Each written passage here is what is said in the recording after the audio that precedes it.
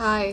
So if you do jap of a particular mantra, when I say jap, it means chant. When you chant a particular mantra, you may have wondered why you're saying what you're saying and why do they always start with Om.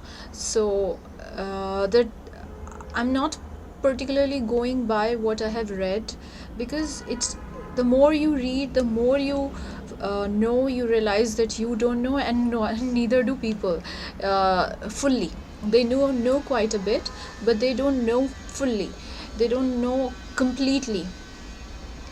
They are interpreting certain things, because people who devised a certain way of saying things, of creating a sound energy in their surroundings, of a certain configuration, they did it in such a cryptic way.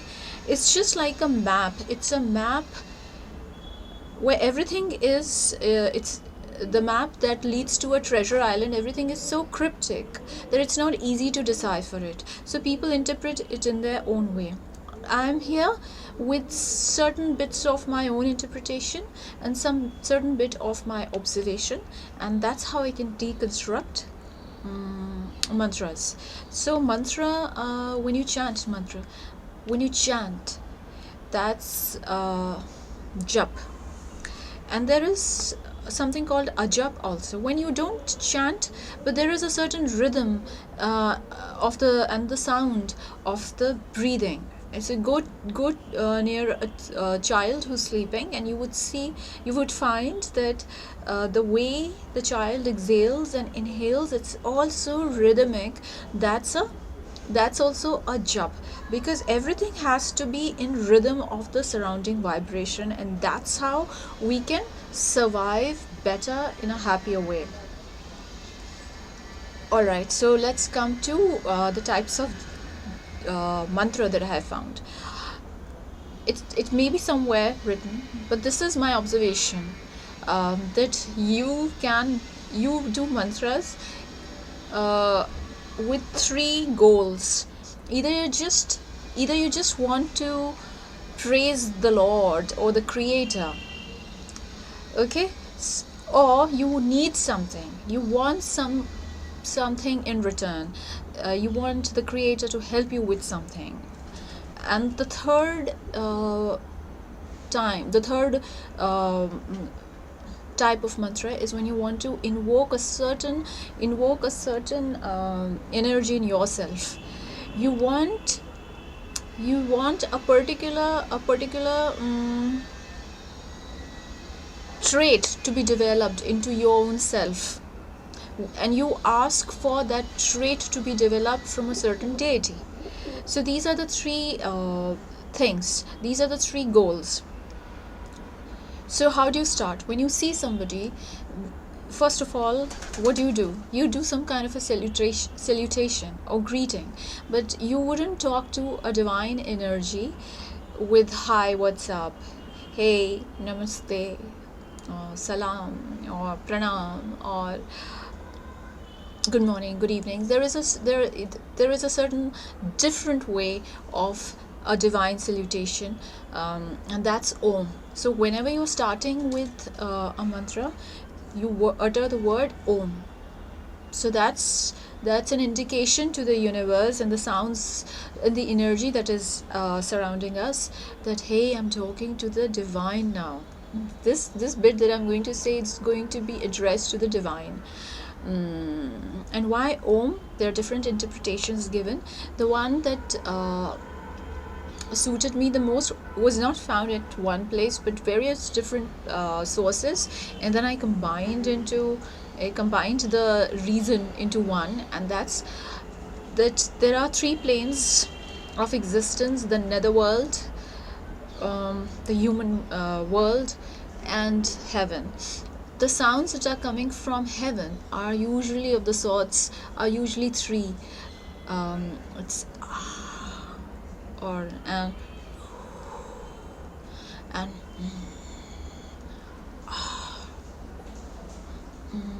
so when you hear, it's a natural tendency. When you hear a certain sound coming from a certain direction, and you want to communicate to some being in that realm, you would use the same sound. It's so what the sages must have done was that since they were sensitive to the sound energies and all kinds of different energies, they could hear that it is three types, the ones that I just said.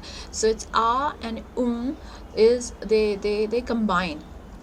And those of us who have studied Sanskrit, it's gun swar sandhi. When the vowel a and the vowel o, the vowel a and the vowel u combine together to make o. It's pretty much like a and e make you can make e a. So it's like, I was just going to give you example. That's why Maha plus Ish, Mahesh. Okay. Similarly, this one is a Gunaswar Sandhi. A, oo, ow, o, om. So that's how. So these were the sounds that were amalgamated into om. Alright. So first you do the salutation, then you talk to the then you talk about the deity that you are addressing. So there are different deities. There are different deities that are looking after different aspects of life. So you talk about them. So the first type of mantra is just the salutation, just the praise the Lord, So there you use the word namaha. That means you are you're praising, you're saying that, okay, I bow down in front of you. So that's, for example, Om Ganpate Namaha. I bow down in front of Ganpati or Ganesh, Lord Ganesh. Okay. Or you say Om Namo Narayana.